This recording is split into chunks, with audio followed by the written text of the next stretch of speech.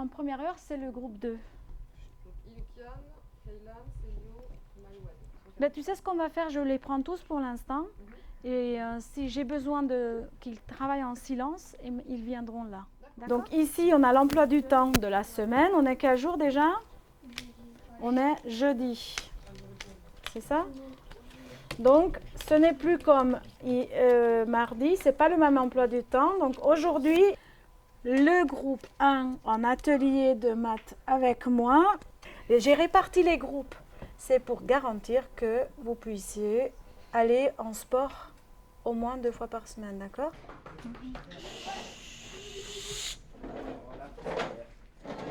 Donc, cette année, les groupes sont, on appelle ça un groupe hétérogène, c'est-à-dire qu'il y a des plus jeunes, des plus grands, des plus forts en maths, des moins forts en maths. Donc, on utilise un petit peu les compétences de chacun pour que le groupe ensemble fasse des progrès ensemble. Donc les plus grands aident les plus petits. Donc on utilise aussi leurs compétences pour les responsabiliser vis-à-vis des plus jeunes. Donc on a travaillé sur, si je n'ai pas besoin, je ne pas. On a travaillé sur la multiplication. On est d'accord que quand on écrit une multiplication, on peut avoir combien de couleurs? 5, 10, 15, 20. Vous devez me recopier.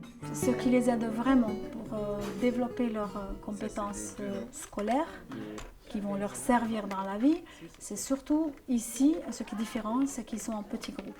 Ce sont quand même des enfants qui ont peur des grands groupes dans les collèges ordinaires. C'est pour ça qu'ils aiment venir ici et parce qu'ils savent parfaitement que nous sommes là. Nous sommes des enseignants spécialisés, donc on est là exprès pour les aider en partant du niveau qu'ils ont déjà. Construire sur ce qui est déjà acquis. Et on ne va pas leur demander un niveau de 6e ou 5e ou de collège, mais on s'adapte à leur niveau. Et aussi, ce qui est pour moi vraiment le plus important, ils sont là parce qu'ils savent qu'ici on va les encourager. Et nous, notre objectif, c'est de leur redonner confiance en eux, parce que c'est quand même la plus grande difficulté qu'ils ont, c'est de se faire confiance dans les apprentissages. Et ici, on leur donne des moyens par la manipulation, par la manipulation des objets. Les ordinateurs, ils ont accès à des ordinateurs, donc ils ont des facilités par des outils qu'ils n'auront pas forcément dans un collège où on n'a pas le temps ni les moyens d'individualiser, de personnaliser à ce point les apprentissages. On fait ça, mais peut-être que c'est pas ça. Ça vous permet de calculer? Ouais. C'est la mémoire. Mais c'est quoi, ça correspond à quoi alors les Ah, des chiffres. Ah, ça c'est ça c'est 10, ça c'est 9, ça c'est 8, ça c'est 7, Non. ça c'est 5, 6, Ça, ça c'est c'est bizarre. 5, ça c'est 4, ça c'est 2, ça c'est 1. Mais t'as pas le droit de mettre un N. Et avec ça, c'est plus facile de compter? Ouais. Je sais pas. Pourquoi c'est plus facile là? Parce que ça t'aide, tu fais 5, 10. Non, je sais pas. C'est quoi la L6 du coup? C'est un outil qui s'appelle les réglettes cuisinaires. Ça a été inventé par je pense, c'est un enseignant suisse. Et on s'en sert dans toutes les écoles. C'est très connu. T'as réussi, il a réussi, t'as réussi. C'est ça, bravo. C'est une école qui a déjà 60 ans et qui a été créée au début pour les jeunes filles de la communauté gitane, pour leur apprendre la couture et les métiers de base de la bonne ménagère. Donc c'était une école de ménagères à l'époque. Et c'était, il me semble même, la dernière école de ménagères de la France, avec une dérogation parce qu'il y avait un réel besoin d'enseignement et d'éducation des jeunes filles gitanes des quartiers de Montpellier.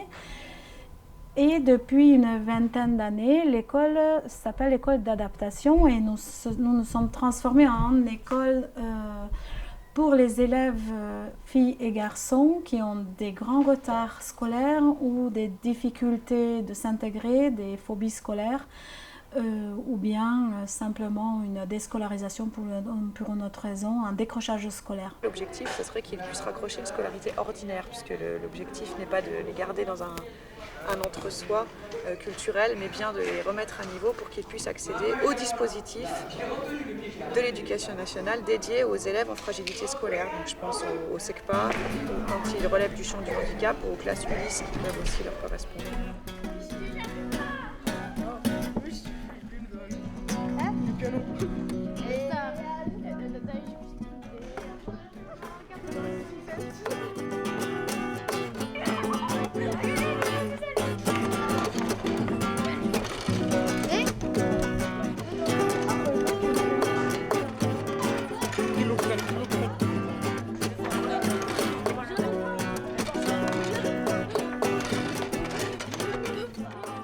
Je vous demande pas de faire une lecture parfaite. Vous lisez comme vous pouvez.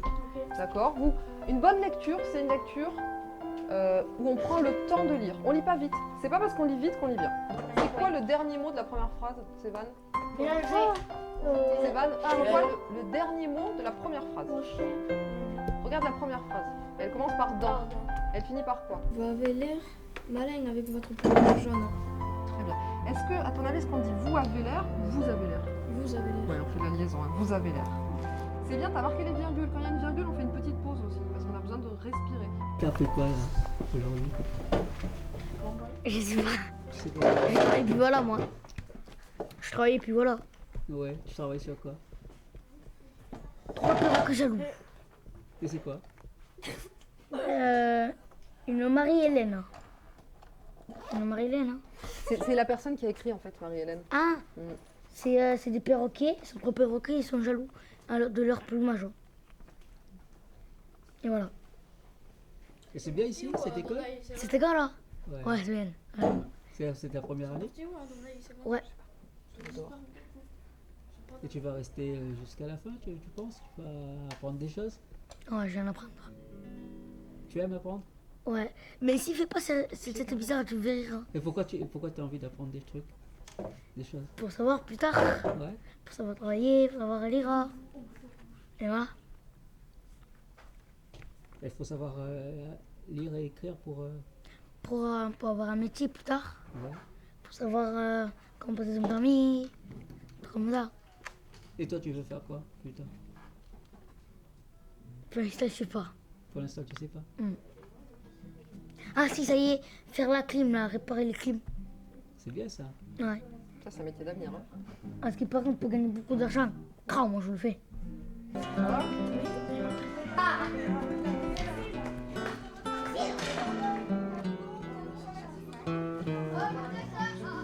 Les quartiers de Montpellier, vous les connaissez pas tous.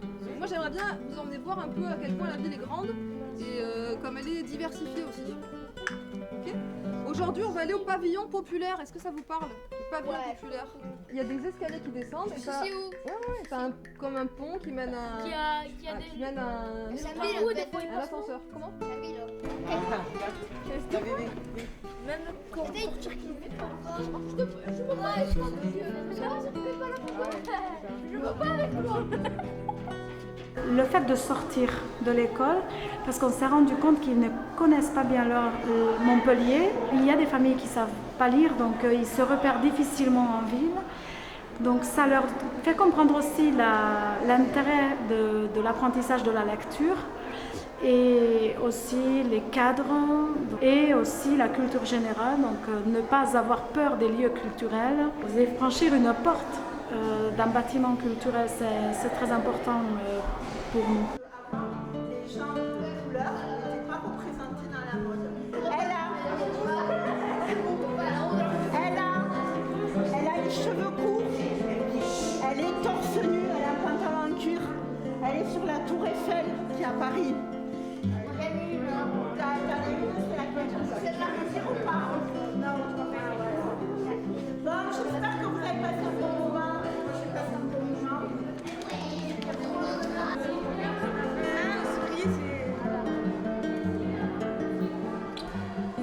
Des cheveux, Est-ce que c'est la première fois que tu viens ici? Ouais. C'est quoi ton impression? Ça fait bizarre un peu. Pourquoi c'est bizarre? Parce que ça fait longtemps que je suis pas allée dans un musée. Donc ça me fait un peu bizarre. Et tu vas y repartir dans un autre musée ou pas? Est-ce que ça te plaît? Moi, ça m'a plu. C'est pas mon truc, moi, les photos. J'ai retenu qu'il y a des belles photos, ouais. Ouais, mais c'est vrai alors, qu'est-ce qui te plaît? Avec un peu tout. Surtout les pipites là-bas, ouais. Filme là-bas, filme. Les pipites là-bas. Première fois que je viens. Non. Celui-là, oui. Je suis allé dans d'autres musées. Voilà. T'as vu quoi d'autre? Quoi d'autre dans quoi? Quel est le musée que tu as vu? Me demande pas le nom. Quand vous sortirez d'ici, les photos ne restent plus jamais comme vous les avez vues avant. C'est le temps.